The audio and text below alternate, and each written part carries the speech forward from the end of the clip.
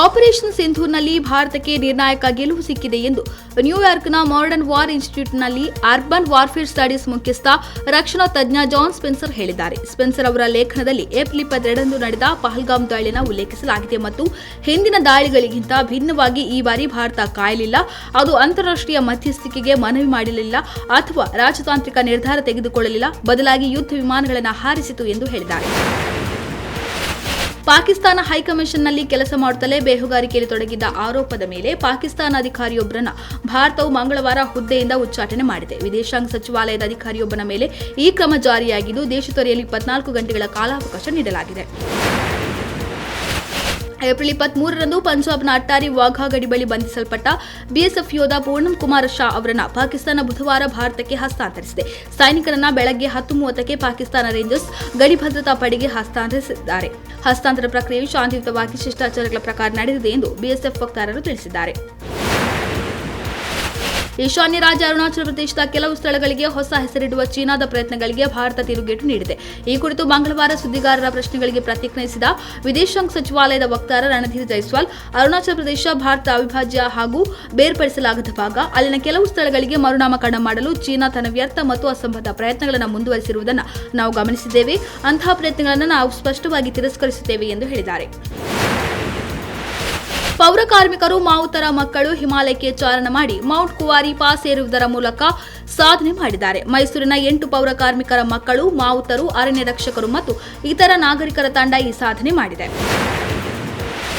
ಜಮ್ಮು ಮತ್ತು ಕಾಶ್ಮೀರದ ಶೋಪಿಯಾನ್ ಜಿಲ್ಲೆಯ ಶುಕ್ರು ಕೆಲ್ಲರ್ ಅರಣ್ಯ ಪ್ರದೇಶದಲ್ಲಿ 3 ಉಗ್ರರ ಹತ್ಯೆ ಬೆನ್ನಲ್ಲೇ ಭದ್ರತಾ ಪಡೆಗಳು ಅಪಾರ ಪ್ರಮಾಣದ ಶಸ್ತ್ರಾಸ್ತ್ರ, ಮದ್ದುಗುಂಡುಗಳನ್ನು ವಶಕ್ಕೆ ಪಡೆದುಕೊಂಡಿವೆ. ಮೇ 13ರಂದು ಆಪರೇಷನ್ ಕೆಲ್ಲರ್ ಅಡಿಯಲ್ಲಿ ನಡೆದ ಎನ್ಕೌಂಟರ್ನಲ್ಲಿ ಭದ್ರತಾ ಪಡೆ 3 ಭಯೋತ್ಪಾದಕರನ್ನ ಗುಂಡಿಕ್ಕಿ ಕೊಂದಿದೆ. ಆರಂಭದಲ್ಲಿ ಆಪರೇಷನ್ ಸಿಂಧೂರ್ ಕಾರ್ಯಾಚರಣೆಯಲ್ಲಿ ಕೇಂದ್ರ ಸರ್ಕಾರ ಹಾಗೂ ಸೇನೆಯನ್ನ ಶ್ಲಾಘಿಸಿದ ಕಾಂಗ್ರೆಸ್ ಇದೀಗ ಬಿಜೆಪಿ ಸರ್ಕಾರ ರಾಜಕೀಯ ಲಾಭ ಮಾಡಿಕೊಳ್ಳಲು ಪ್ರಯತ್ನಿಸುತ್ತಿದೆ ಎಂದು ಉತ್ತರಾಖಂಡ್ ಕಾಂಗ್ರೆಸ್ ಟೀಕಿಸಿದೆ.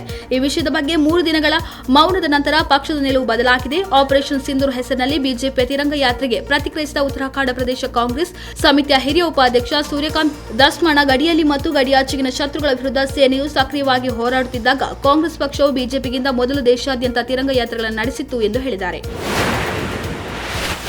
ಈಗಾಗಲೇ ಸೇನಾ ಸಂಘರ್ಷದಲ್ಲಿ ಭಾರತದಿಂದ ತೀವ್ರ ಮುಜುಗರಕ್ಕೀಡಾಗಿರುವ ಪಾಕಿಸ್ತಾನಕ್ಕೆ ಜಾಗತಿಕ ಮಟ್ಟದಲ್ಲಿ ಮತ್ತೊಂದು ಮುಖಭಂಗವಾಗಿದ್ದು, ದೇಶದ ರಾಜ್ಯವೊಂದು ಪಾಕಿಸ್ತಾನದ ಜಿಡಿಪಿಯನ್ನೇ ಹಿಂದಿಕ್ಕಿದೆ. ಅಚ್ಚರಿಯಾದರೂ ಇದು ಸತ್ಯ. ಐತಿಹಾಸಿಕ ಆರ್ಥಿಕ ಮೈಲುಗಲ್ಲು ಎಂಬಂತೆ ತಮಿಳುನಾಡಿನ ಒಟ್ಟು ರಾಜ್ಯ ದೇಶೀಯ ಉತ್ಪನ್ನ 2025ರಲ್ಲಿ ಪಾಕಿಸ್ತಾನದ ಒಟ್ಟು ದೇಶೀಯ ಉತ್ಪನ್ನವನ್ನು ಮೀರಿಸಿದೆ. ಕೆನಡಾ ಪ್ರಧಾನಿ ಮಾರ್ಕ್ ಕಾರ್ನಿ ಅವರ ಸಂಪುಟ ಪುನರಾಚರಣೆಯಲ್ಲಿ ಭಾರತ ಮೂಲದ ಅನಿತಾ ಆನಂದ್ ವಿದೇಶಾಂಗ ಸಚಿವೆಯಾಗಿ ಆಯ್ಕೆಯಾಗಿದ್ದಾರೆ. ಭಗವದ್ಗೀತೆಯ ಮೇಲೆ ಪ್ರಮಾಣ ವಚನ ಸ್ವೀಕರಿಸಿದ ಅವರು ಈ ಹಿಂದೆ ರಕ್ಷಣಾ ಸಚಿವೆಯಾಗಿ ಸೇವೆ ಸಲ್ಲಿಸಿದ್ದಾರೆ. ಯಾವುದೇ ಏಜೆನ್ಸಿ ಮೂಲಕ ಕಾರ್ಯನಿರ್ವಹಿಸದೆ ಸರ್ಕಾರವೇ ಇನ್ನು ಮುಂದೆ 108 ಆಂಬ್ಯುಲೆನ್ಸ್ ಸೇವೆಯನ್ನು ಒದಗಿಸುತ್ತದೆ. ಈಗಾಗಲೇ ಚಾಮರಾಜನಗರದಲ್ಲಿ ಪ್ರಾಯೋಗಿಕವಾಗಿ ನಡೆಸಲಾಗುತ್ತಿದೆ. ಸಂಪೂರ್ಣ ಸೇವೆ ಹಾಗೂ ನಿರ್ವಹಣೆ ಸರ್ಕಾರವೇ ನಡೆಸಲು ಮುಂದಾಗಿದೆ ಎಂದು ಆರೋಗ್ಯ ಸಚಿವ ದಿನೇಶ್ ಗುಂಡೂರಾವ್ ಹೇಳಿದ್ದಾರೆ. ರಾಜಧಾನಿ ಬೆಂಗಳೂರಿನ ಆಡಳಿತದ ಹೊಣೆ ಹೊತ್ತಿದ್ದ ಬಿಬಿಎಂಪಿಗೆ ಕೊಕ್ ಕೊಡುವ ಸಮಯ ಕೊನೆಗೂ ಬಂದಿದೆ. ಸದ್ಯ ಮೇ 15ರಿಂದ ಗ್ರೇಟರ್ ಬೆಂಗಳೂರು ಜಾರಿಗೆ ಬರುವಂತೆ ಸರ್ಕಾರ ಬುಧವಾರ ಅಧಿಕೃತ ಅಧಿಸೂಚನೆ ಹೊರಡಿಸಿದೆ. ಕ್ರಿಕೆಟ್ ಬೆಟ್ಟಿಂಗ್ನಲ್ಲಿ ಹಣ ಕಳೆದುಕೊಂಡವರ ಖಾತೆ ವಿವರಣೆ ಕುರಿತು ತನಿಖಾಧಿಕಾರಿಗಳು ಜಾರಿ ಮಾಡಿದ ಸಮನ್ಸ್ ಪ್ರಶ್ನಿಸಿ ಡಿಜಿಟಲ್ ನಗದು ಪಾವತಿಯ ಮಧ್ಯವರ್ತಿಯಾಗಿರುವ ಫೋನ್ ಪೇ ಸಲ್ಲಿಸಿದ ಅರ್ಜಿಯನ್ನು ಹೈಕೋರ್ಟ್ ವಜಾಗೊಳಿಸಿ ಆದೇಶಿಸಿದೆ.